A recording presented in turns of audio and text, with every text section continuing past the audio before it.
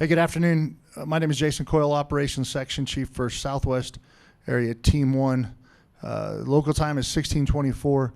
It's an operational update for the north zone of the Calf Canyon Hermits Peak Fire, specific the fire activity that was primarily in the south zone and now is in both zones. So before I go to the map to show you guys where the fire's at and remind you about what our different contingency plans are and what we're doing right now, just want to acknowledge that I know from Eagle Nest, from Angel Fire, and from Taos, it looks ominous. It's very black out to the south. You can smell smoke, and there's ash falling in Taos at least. So want to acknowledge that and show you where the fire is coming from. I can tell you that the fire has not crossed over the main ridge system that we talked about as our first barrier. That has not occurred, but it's a lot closer than it was this morning when I gave you the operational update. So with that, I guess the last thing I want to bring to your attention is that the maps I'm going to show you are drawn off of IR imagery and tiled pictures that a plane took maybe an hour ago. As quick as we could get them downloaded, we wanted to share that information with y'all. But it is not, they're not completely accurate.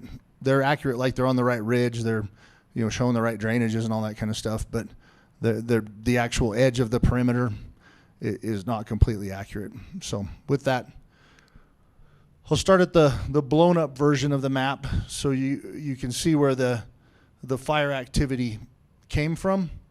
Basically, all this fire that was strung out along Hamilton Ridge south of the Pecos River, that today we first had south winds about 15 and then southeast winds that pushed the fire across the drainage. I'm not sure exactly where it went across first, but it is well established on the northern side of that drainage. I can tell you that measuring off of these tiles and Google Earth and trying to figure out the breach points that we have of the areas that we're concerned about the fire being able to move it across from the south to the north into the middle fork of the Santa Barbara.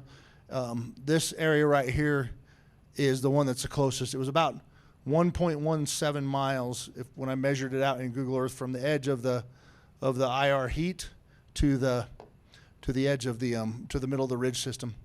So I expect that there is multiple spots that are out in front of this fire. I also expect that this fire is going to keep moving to the northwest and to the north throughout the day.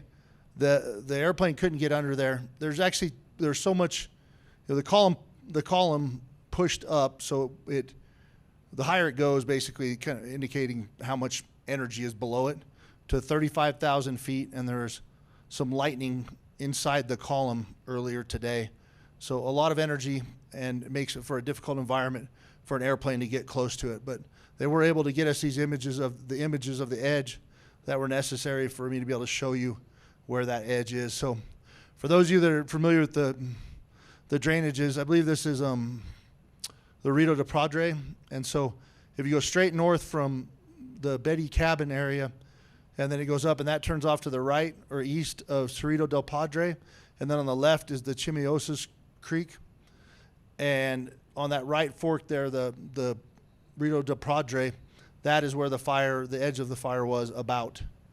And again, I expect there's multiple spots out in front of there, but that's generally where it is. All right, going down to this map, just my attempt to draw the same thing in. Certainly not one of my strong suits, but I think you get a sense for where it's at relative to the other features for those of you that are familiar with them.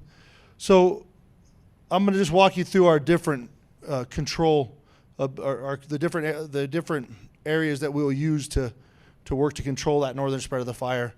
So this is the natural ridge system that goes up there. It starts at North Truchas Peak, goes east, and then north up to Jicarita Peak. This is the first thing we're going to try to do is make sure that fire does not cross over through any of those timber stringers. And, that is really only going to be possible if it doesn't do it this afternoon. If it crosses over this afternoon, then our efforts are going to be on reducing the northerly spread of the fire through the west fork, and then I believe this is the middle fork, and then the east fork of the Santa Barbara drainage.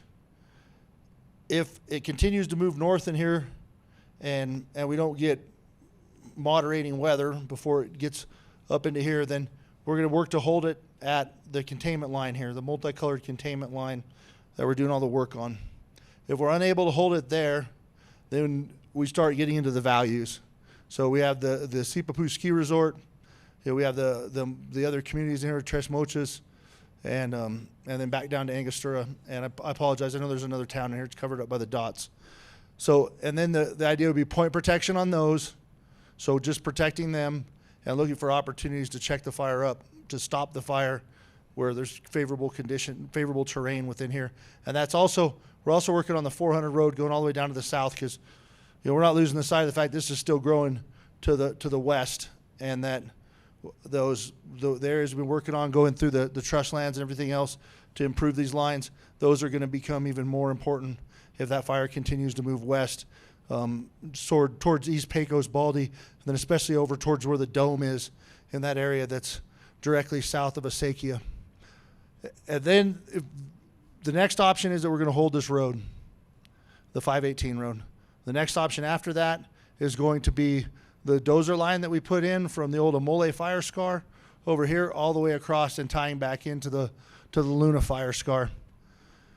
Have run successful with that. The next option is going to be our northern containment line.